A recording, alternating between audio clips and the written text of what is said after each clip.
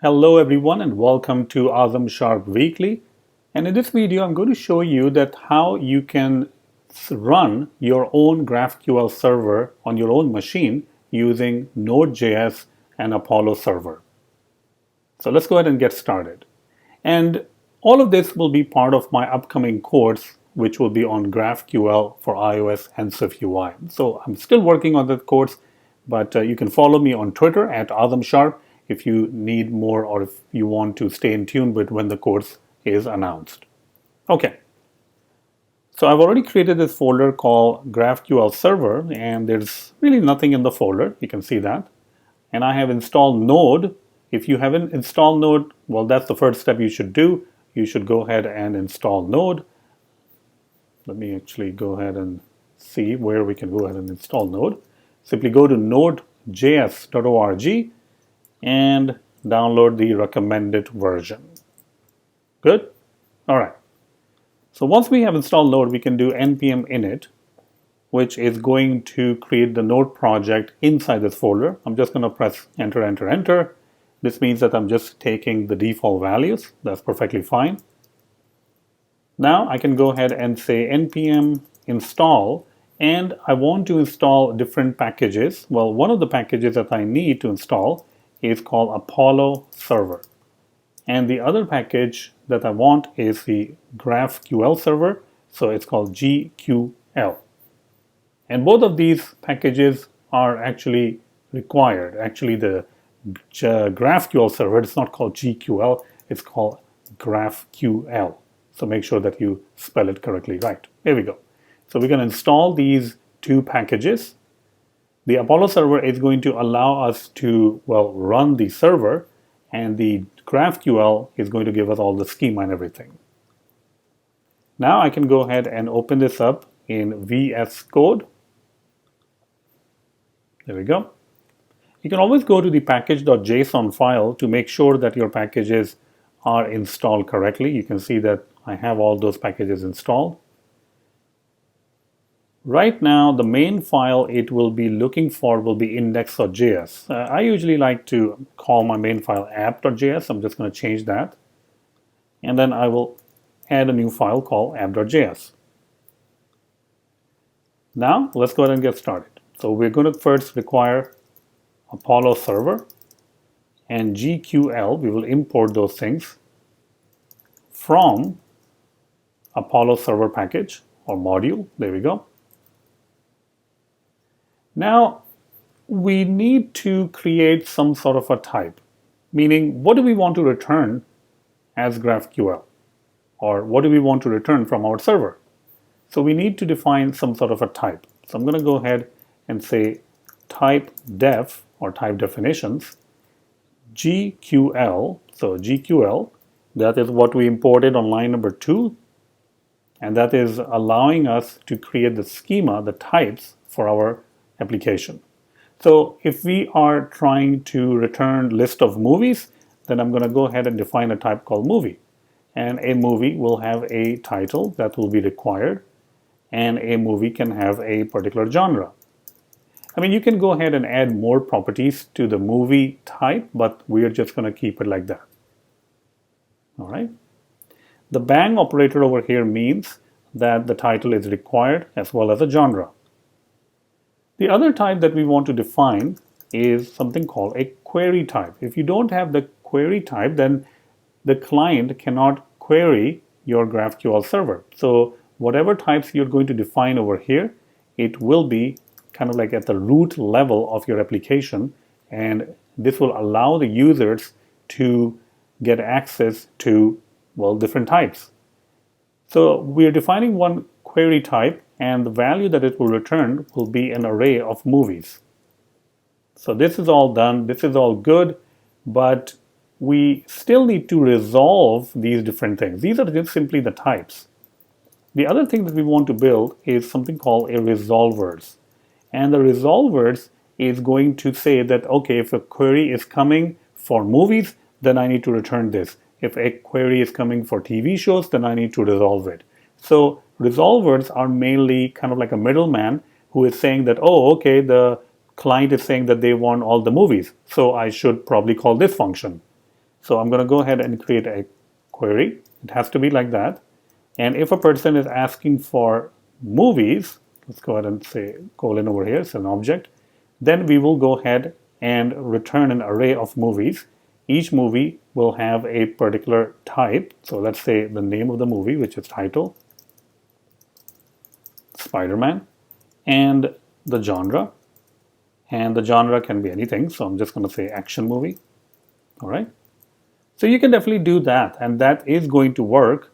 I think it will be a little bit more cleaner if we define these movies, or if these movies are coming from an array that is defined somewhere on the top. So let me go ahead and say movies array. And in the movies array, we will have the title. And the title can be anything. Let's say Spider-Man. And the genre, which can again be anything. So I'm just going to say action movie.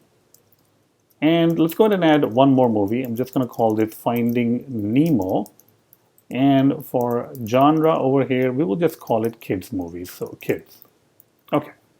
So now we have the array on line number 4. We can simply assign it as a value to this one. So we're going to go ahead and call a function. And when we call that function, we will return movies.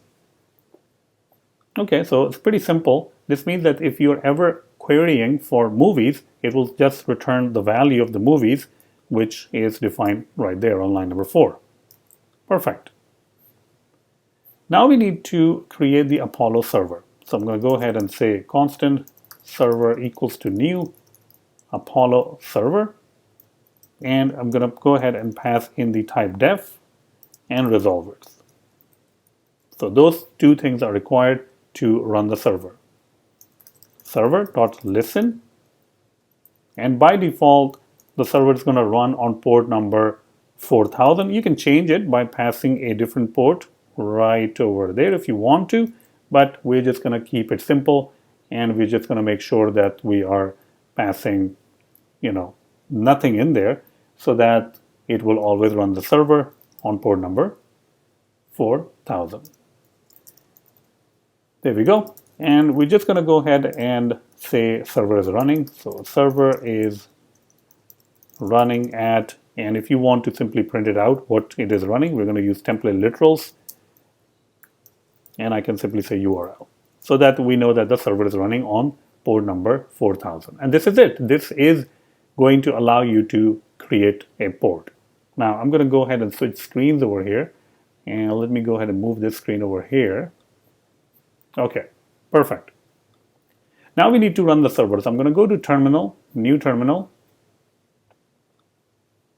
And I can say node app.js. And you can see that the server is now running on port number 4000. Well, let's go to port 4000 and this URL, and let's see what happens. Oh, that looks really, really cool. You can see that this creates a really nice interface, and this will allow me to write my queries. So let's go ahead and test it out. Query. So we'll start with query. And you can see you can query on movies. So what we did over here is going to give us kind of like the entry point into our data, which is movies. Okay, so we can query on movies. And what do you want to return? Like, what do you want to get from the movies? Well, we can get the title because that's one of the things, and we can get the genre. Well, these are the only two properties that you want to get because these are the only two properties you have on every single movie. Now, if I go ahead and run this, you can see that our hard-coded data, which is Spider-Man and Finding Nemo, is actually getting displayed. So we have successfully created our own GraphQL server using Apollo, and it is returning us the data, which is an array of movies, to us, and we can start using it. So let's go ahead and see that now how can we build our SwiftUI application, which is going to use our own server to display these two movies. Alright, so I've created a very basic SwiftUI application. You can see that I haven't really written any line of code.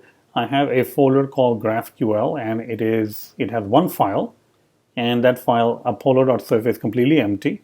So nothing has been done. I did not even added a dependency on the Apollo iOS project. Now, if you want to learn more about how to add the dependency, you can always go to the YouTube description, and I have a link to one of the videos that I did previously where I explain how to integrate GraphQL with SwiftUI. But I'm going to repeat those process again. So let's go to Swift packages and add a package dependency. So this is the package dependency for Apollo iOS. And that is perfectly fine. I'm going to select Apollo, not Apollo Dynamic. And I'm going to select all of these other ones. Although I'm not even using SQLite or WebSockets, but I'm still going to select those. Okay, so this looks okay. Now the next step that you want to do is well, first of all, you have to also create a GraphQL file.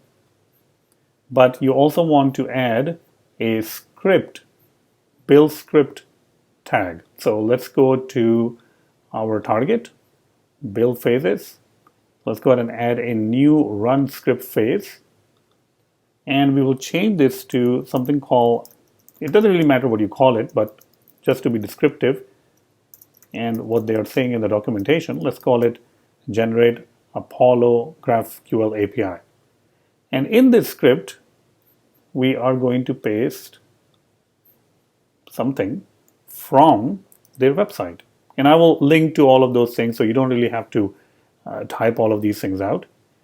So what this script is going to do, it's going to run, it's going to look at the schema file, it's going to look at your queries file, which we don't have, and then it's going to generate the API.swift, and it's going to place it in the GraphQL folder. All right, because I'm specifying that all the files should go into GraphQL folder. Perfect. Well, we don't really have the schema file, that's the first thing, and we don't have a GraphQL file. So both of those are mandatory. So I'm going to go ahead and add a new file. Empty file is perfectly fine. I will call it queries.graphql.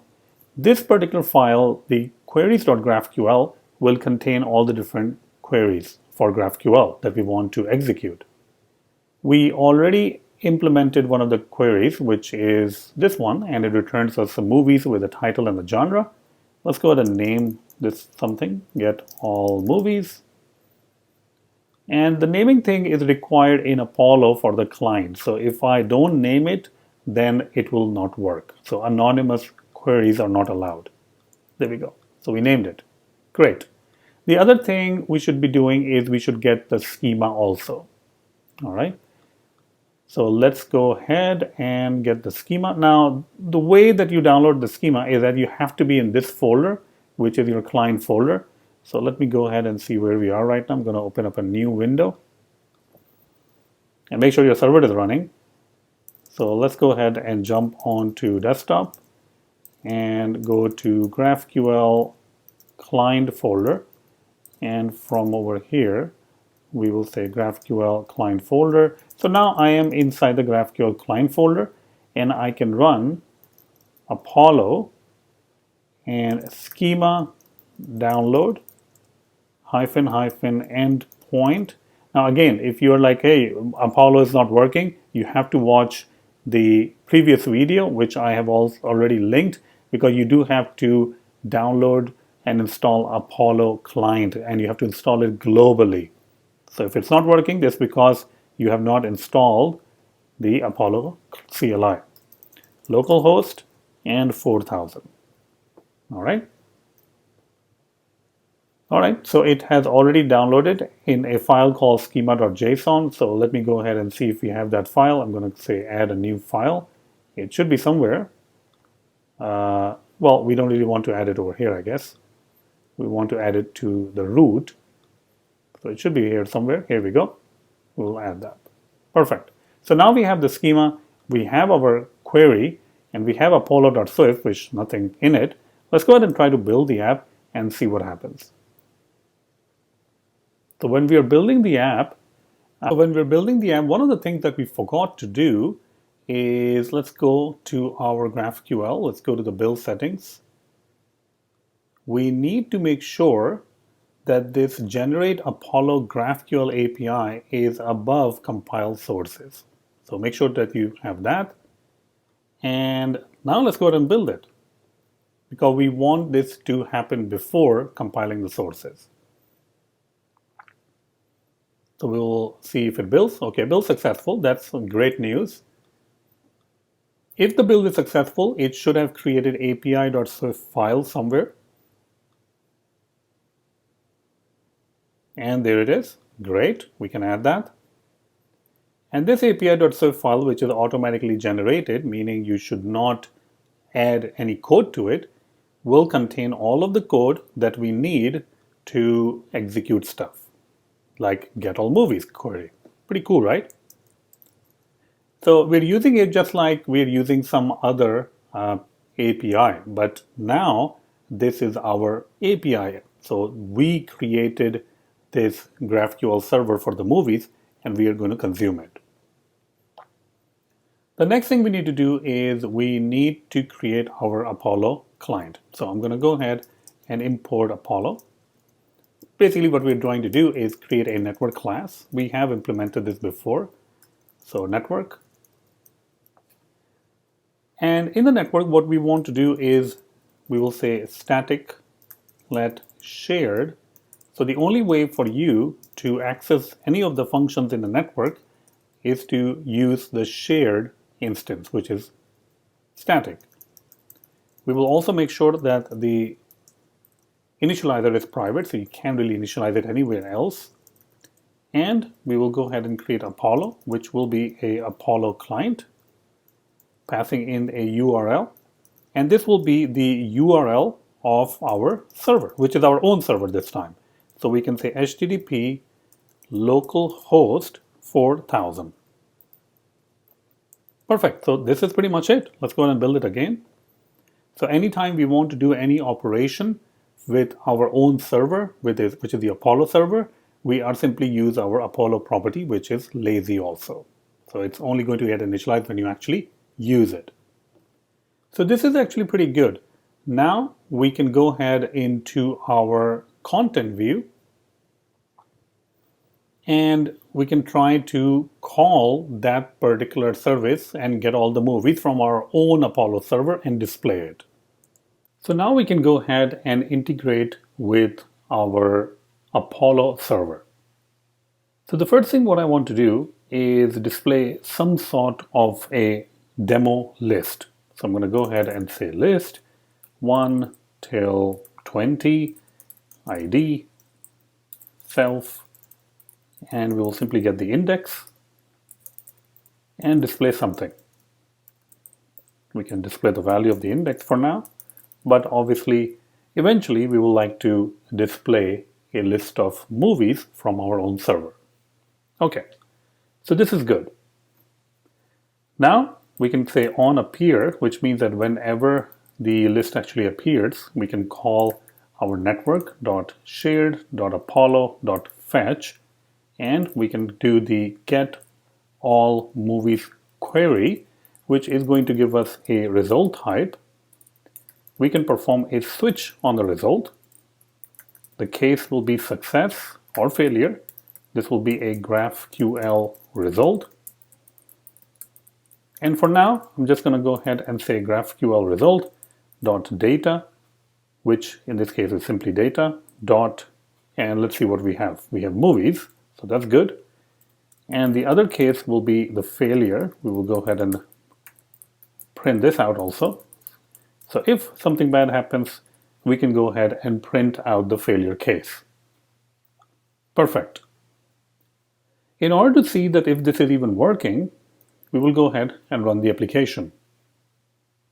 And if it is working, we should be able to see something on our console, something on our output window. So let's go ahead and run the app. We don't really care what it displayed on the screen. We just want to see if it's actually displaying something on the console. The first thing it says is the app transport security. So this is some sort of a setting that we need to do in our info.plist file, because by default, when we are trying to go to a HTTP URL, this is actually getting blocked. So let's go ahead and see if we can figure out how to do that part. So open up your info.plist file, and we're going to go ahead and add a separate key. and that will be called NS App Transport Security. So let's go ahead and add that. And inside over here, we're going to add arbitrary loads. Should we allow or not? I'm just going to say yes. Now this is kind of like the quickest way to solve this problem, but if you want to really solve this problem, you can kind of whitelist that these URLs are accessible by your client. I'm not going to go into that detail, but right now I'm just saying allow arbitrary loads yes. So this means that we can go ahead and make that particular request. Let's go ahead and do it again. I'm going to go ahead and run the application again. And there we go, as expected, we are able to get a couple of different movies. This is actually coming from our own server, which is pretty cool. What we need to do now is to take those movies and then go ahead and display them on the screen. So that will be our next task. Since we're not using MVVM design pattern, we're just kind of like getting started with GraphQL and our own Apollo server. What I'm going to do is I'm going to go ahead and create a state variable which is going to hold all the movies. And this state variable will be an array of type movies, which is data.movieType. As I explained earlier on, it's not really a good idea if you're trying to fetch something from a third-party source. It's not really a good idea to put it into a state. State is meant to be used with something to control on the UI, the state of the UI, and not the data. If you want to hold the data, then you should use state object with view models. And as I explained multiple times, we are not using the MVVM approach because we're just trying to see if we can connect with our custom Apollo server in our app. Okay. So over here on line number 22, what we will do is perhaps we can use a guard statement. So guard let data equals to GraphQL result dot data. This is going to allow us to unwrap it. Else we will not really do anything. Another thing that probably we can unwrap is movies itself. And this will be data.movies. You can see that we can unwrap that part also. All right. Okay, so we have that part. Now what we want to do is we have the movies. We should assign it to the movie state that we declared earlier on.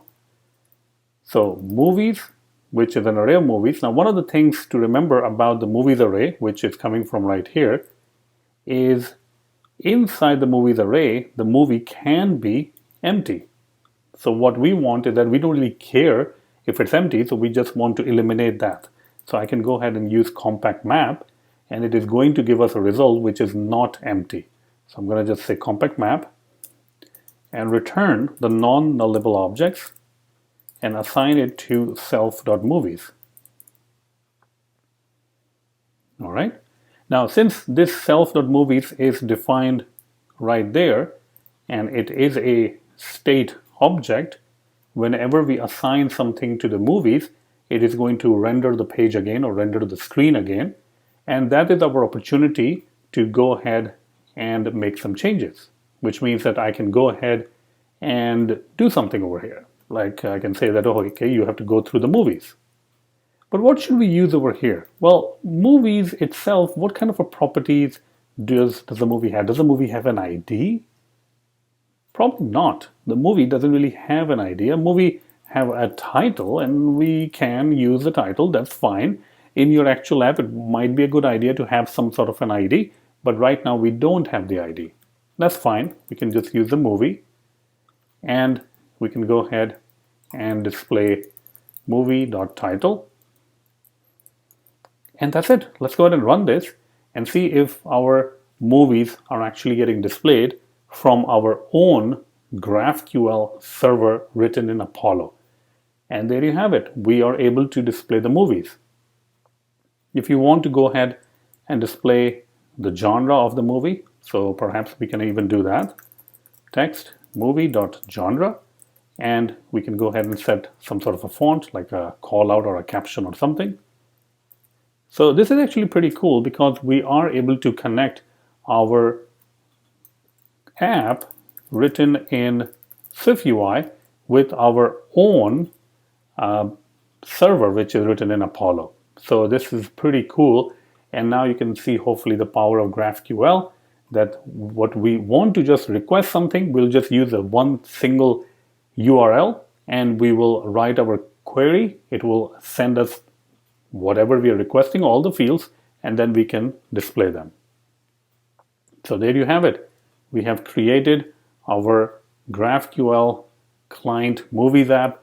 We have written our own simple server in Node application with some hard-coded data, and we wrote our types, queries, resolvers, and that allows us to connect our client, which is the SwiftUI app, with the server, which is Node, using Apollo server as a GraphQL server.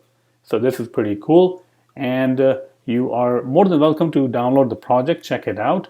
I am currently working, as I mentioned, on a brand new course on GraphQL with iOS using SwiftUI, and it will be available in the future. I don't really have the timeline, but you can definitely follow me at Azam Sharp on Twitter so that you can get all the updates. Thank you so much, and I really hope that you have enjoyed this video. Hey, if you have enjoyed the video, then check out my courses on Udemy. All the links to my courses will be right there in the YouTube description. I have a lot of different courses on different technologies. You can see the core data on iOS course, which just got released. It's a best-selling course on core data. SwiftUI application with more than 24 hours of content, and I will be updating it as soon as the new versions of SwiftUI is released. I have courses on RxSwift, MVVM design pattern, MVVM pattern using SwiftUI. So if you wanted to learn about SwiftUI with MVVM design, that's the best course available. Mastering ARKit, if you're interested in learning augmented reality, I have a course for you, and so much more. If you're interested in Vapor, meaning server-side Swift, well, I have a course for that also. The best way to get these courses would be to check out the links in the YouTube description. And the reason I always say that is that if you use those links, then I get to keep a little bit more higher revenue. And these courses are very, very cheap. As you can see, $10.99, $11.99, even $15.99. And these courses, each course will take months and months and months, sometimes even a year to create and update those courses. So anything that you can do to contribute to kind of, give, that will be appreciated. Thank you so much. Really hope that you have enjoyed the video.